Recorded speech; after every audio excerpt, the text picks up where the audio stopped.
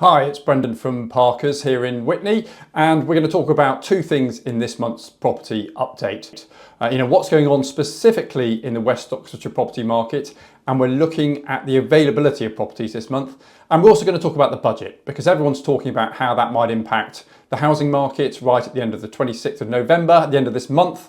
So what does that mean? Because the housing market doesn't stop just because the budget is about to happen and the Chancellor's going to stand up and speak. In fact, as we can see from the data, transactions are still happening.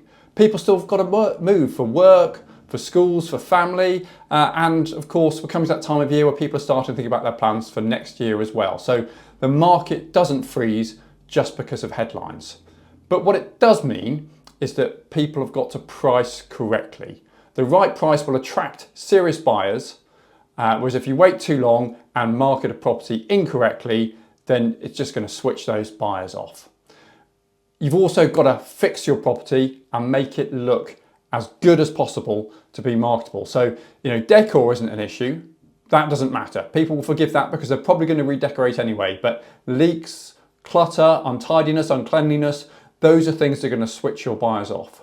So choose an agent that can guide you through what is actually happening in the market now, and not somebody who is just talking about headlines and the national picture, because you really need that to help you navigate the West Oxfordshire property market.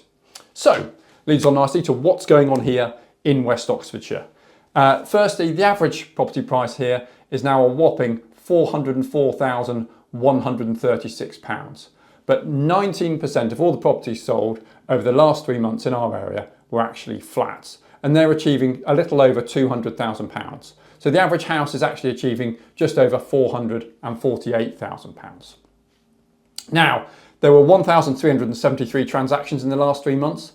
That's down 12% from this time last year, which, to be fair, is in line with the average for the South East, but still a pretty hefty drop from this time last year.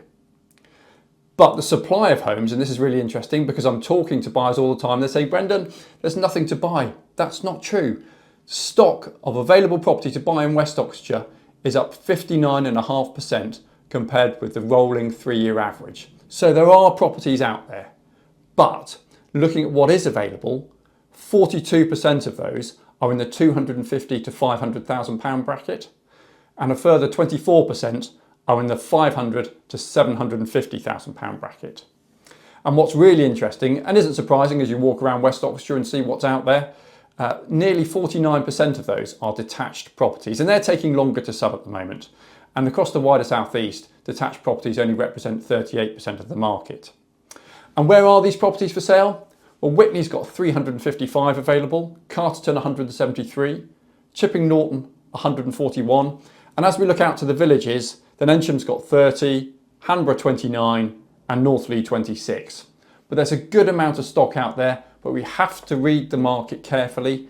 And if you want to know what's going on in terms of the budget, then we are going to be running a webinar on the 1st of December.